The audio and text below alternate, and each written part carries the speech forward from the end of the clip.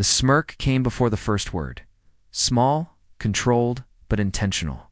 My sister always smiled like that when she thought she had already won. I saw it the moment I stepped toward the table, that slight lift at the corner of her lips, that quiet confidence. Like whatever was about to happen was already decided. "Look who finally showed up," she said, leaning back in her chair, her tone light but sharp underneath. A few heads turned, not surprised, just curious. Because in rooms like this, people don't react loudly, they observe. I didn't respond. I just stood there for a second, taking in everything. The restaurant was exactly what you'd expect. Low lighting, polished tables, soft music that made everything feel expensive, important, controlled, and right in the center of it. My family. Perfectly placed, perfectly comfortable, like they belonged. "You're late," my father added, not looking at me directly. His voice didn't carry anger, just disappointment, the kind that sticks longer. I pulled out the chair slowly and sat down. No rush, no apology, because I hadn't done anything wrong. "I'm here," I said. Simple enough. My sister let out a small laugh. "Bare minimum," she replied. There it was. The tone. The role they had already written for me. And tonight they were going to make sure I stayed in it. Menus were already on the table. Drinks half finished. Conversations already in motion. I had walked into something that didn't pause for me. It told me everything. "You still doing that thing?" the cousin asked, not even trying to sound respectful. I glanced at him. "Yes." "That doesn't answer anything," he said. I nodded slightly. "It answers enough." A few people smiled. Not because it was funny, because they thought it was. That difference mattered. My sister leaned forward slightly, resting her chin on her hand. "You know," she said, "some people actually build real careers." I looked at her, calm, steady. "So do I." She smirked again, that same expression. "That's cute," she replied. Silence followed. Not loud, but sharp. Because now, everyone was waiting for a reaction, for something to break. I didn't give it to them. Instead, I reached for the glass of water in front of me, took a small sip, and set it back down. Because moments like this, they aren't about what you say, they're about what you don't. The waiter approached the table, polite, professional, holding a notepad. "Good evening," he said. "Are we ready to order?" My sister didn't even look at me, she said, already deciding. One by one, they started ordering. Expensive dishes, confident voices, no hesitation. Because this was their environment, their world, and I was just sitting in it. The waiter nodded, writing everything down quickly. Then he turned to me. "Sir," he asked. I looked up at him, and that's when everything changed. His expression froze. Completely. Like something had just clicked. Something he didn't expect. Something he recognized. And in that moment, the entire night shifted. The change in his expression wasn't subtle. It was instant. Sharp. Unmistakable. 1 second, he was just another waiter doing his job. The next, "He wasn't looking at me the same way anymore, sir," he said again, but this time his voice was different, lower, careful, like he was choosing every word. I held his gaze for a moment. Not long, just enough. "Yeah," I said calmly. "I'm ready." He nodded quickly, almost too quickly. "Yes, of course," he replied. That alone was enough to shift the energy at the table, because something about that exchange didn't match what they expected. My sister noticed it first. Her smirk faded, slightly not gone, but weaker. "Go ahead," she said, watching me now instead of ignoring me. I didn't rush. I didn't look at the menu again. "I'll have the chef's selection," I said, simple. Direct. The waiter nodded immediately. "No problem, sir." Sir, that word landed differently. This time, because now, it wasn't just polite, it was intentional. My cousin frowned slightly. "Since when do you order like that?" he asked. I didn't answer him, because I didn't need to. The waiter stepped back slightly, but he didn't leave right away. He hesitated, like he wanted to say something else. Something he wasn't sure he should say in front of everyone. "Would you like me to inform?" he started, then stopped mid-sentence like he had just realized. Where he was, who was around, and what this moment meant. I shook my head slightly. I said quietly, "Not yet." He understood immediately. That was the strange part. No confusion, no questions, just understanding. "Yes, sir," he replied. Then he stepped away. But not like before. This time, he moved with purpose. Fast focused. Like something important had just been set in motion. The table stayed silent for a second. Long enough for it to feel uncomfortable. "Then what was that?" my sister asked. Her tone had changed. Just slightly, but enough. I looked at her. "What was what?" "The waiter," she said. "Why was he acting like that?" I shrugged lightly. Professional, I guess. She didn't believe that. I could see it because now she was paying attention, and attention changes everything. My father leaned forward slightly. "You know him?" he asked. I shook my head. "No." That was true.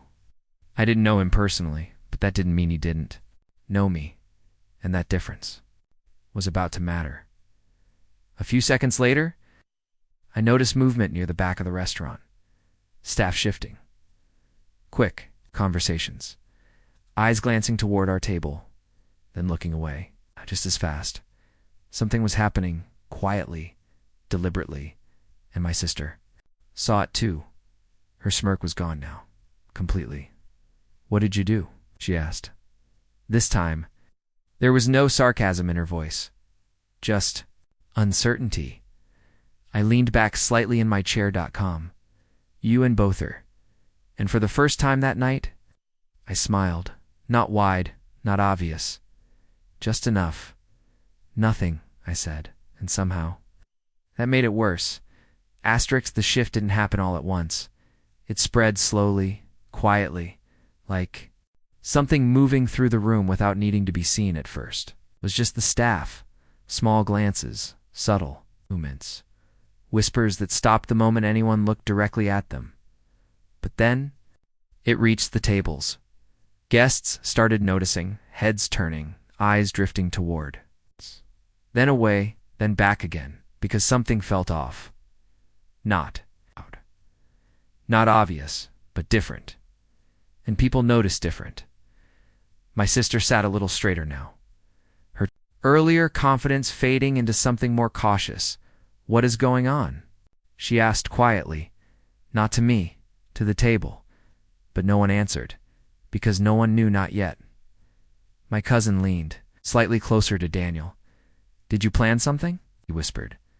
Daniel shook his head immediately. "No," he said. "This isn't me."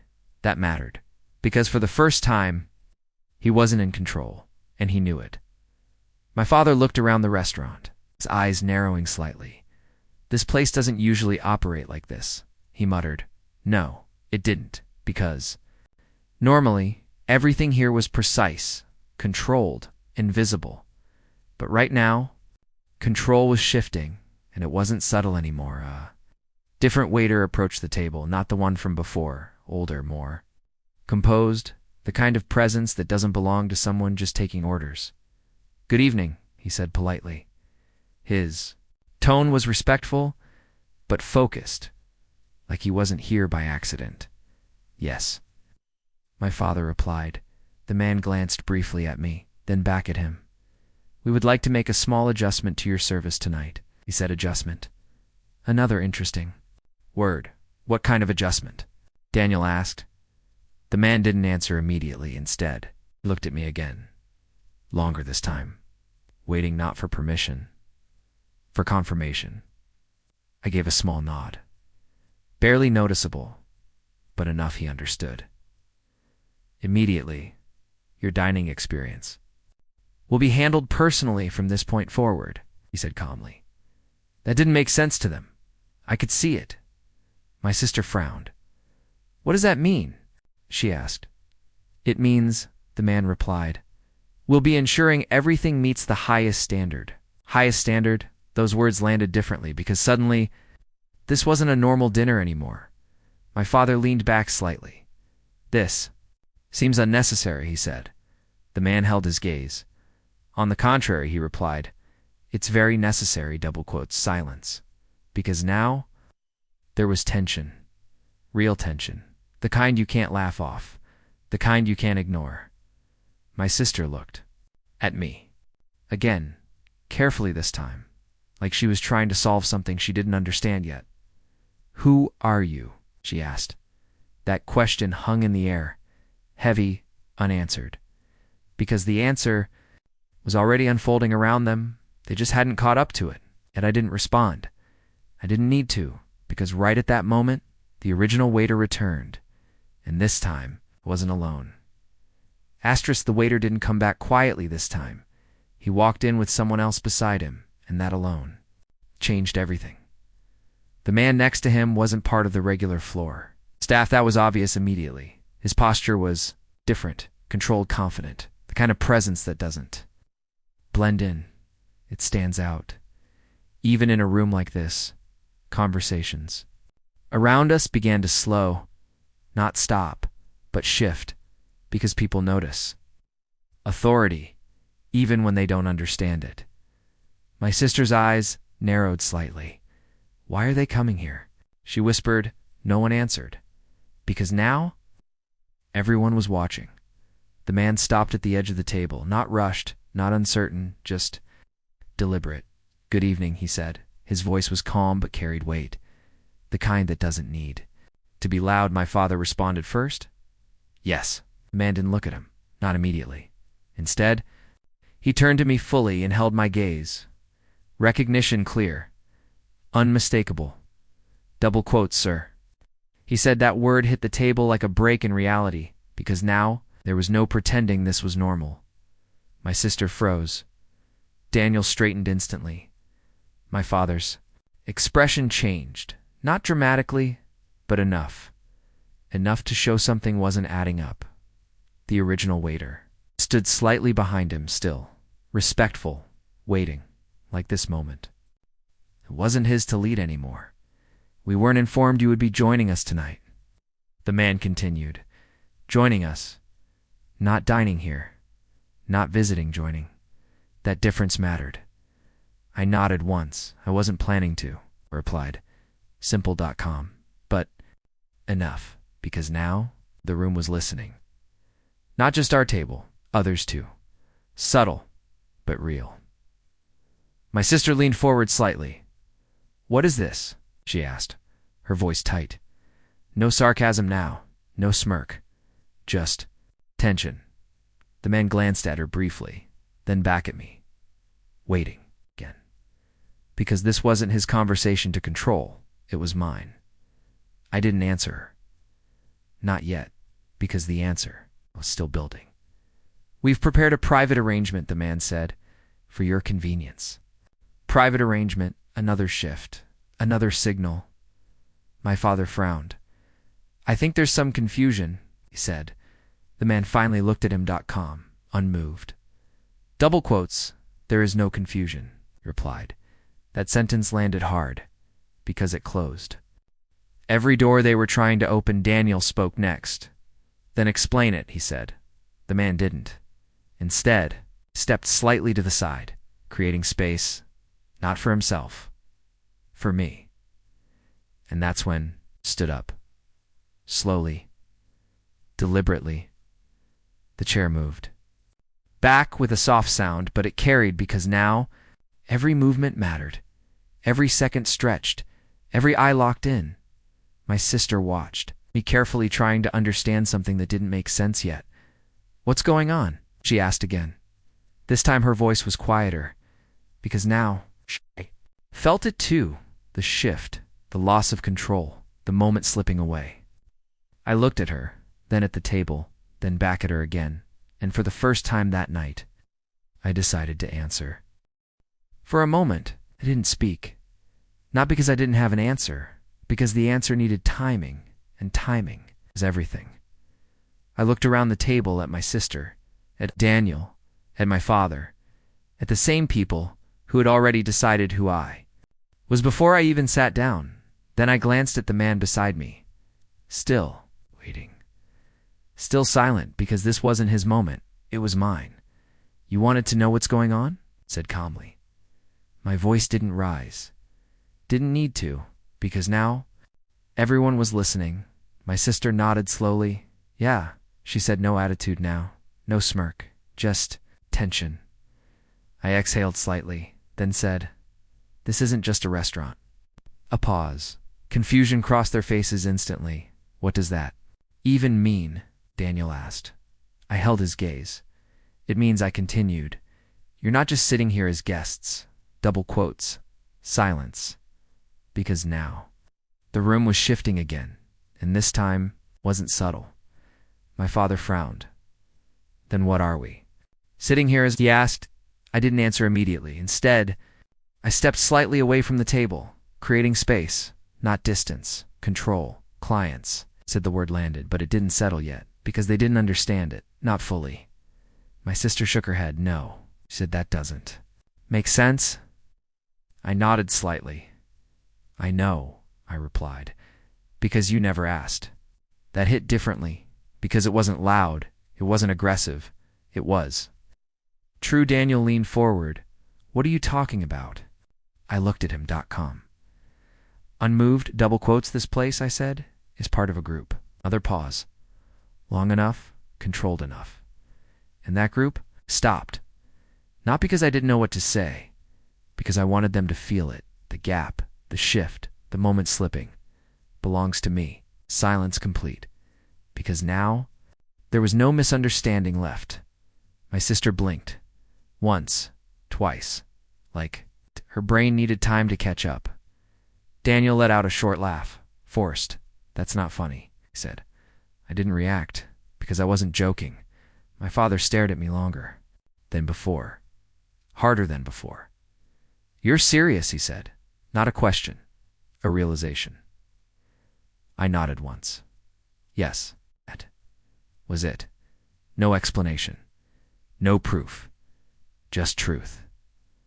And somehow, that was enough, because the man beside me stepped forward slightly. Everything tonight, said calmly, is under his direction. I confirmed it. Fully, publicly. Final, the table went. Quiet, not awkward, not tense. Collapsed. Because everything. They had said everything they had assumed. Everything they believed didn't exist anymore. My sister looked down at the table, then back at me, and for the first time that night, there was no smirk left. Asterisk for a moment. No one spoke. Not my sister, not Daniel, not even my father. Because the truth didn't land all at once. It settled slow, heavy, unavoidable. My sister looked down at her plate, then back at me, like she was trying to find something that made sense again, something familiar. There was nothing that's not possible, she said finally, but her voice didn't carry belief, just resistance. Daniel leaned back slightly in his chair, like the ground had shifted. Under him, you're serious? He asked. I didn't answer. I didn't need to, because everything around us had already confirmed it. The staff, the silence. The man standing beside me, the way the room had changed. My father exhaled slowly. You could have said something, he muttered. I almost smiled, almost. When? I asked silence, because there was no answer. Every moment I had to speak. It already decided. Already laughed, already dismissed. My sister's voice dropped. You let us. I cut her off.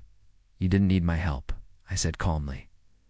That landed harder than anything else, because it wasn't an accusation. It was a fact. They did it on their own. Without hesitation, without question. Daniel looked down at the table again, then back at me. This whole time, said he didn't finish. He didn't need to, because now he saw it, the difference, the gap, the truth. I picked up my jacket, slid it on slowly. Not rushed. Not dramatic, because there was nothing left to prove, nothing left to say I should go. I said no one stopped me, no one argued, because they didn't know how anymore. The roles had shifted completely, and they hadn't caught up. As I stepped away from the table, I could feel it. The silence behind me, the weight of everything they had said, now sitting differently, heavier, real. The man beside me moved slightly, not leading, not guiding, just present. Because now, this wasn't about service. It was about respect. I walked toward the exit. Slow. Steady each step. Quiet, but final. Because moments like this, they don't need noise, they don't need confrontation, they don't need revenge. They just need truth. And truth speaks for itself. I reached the door, pushed it open. The night air hit differently. Cool, clear, quiet, and for a moment, I just stood.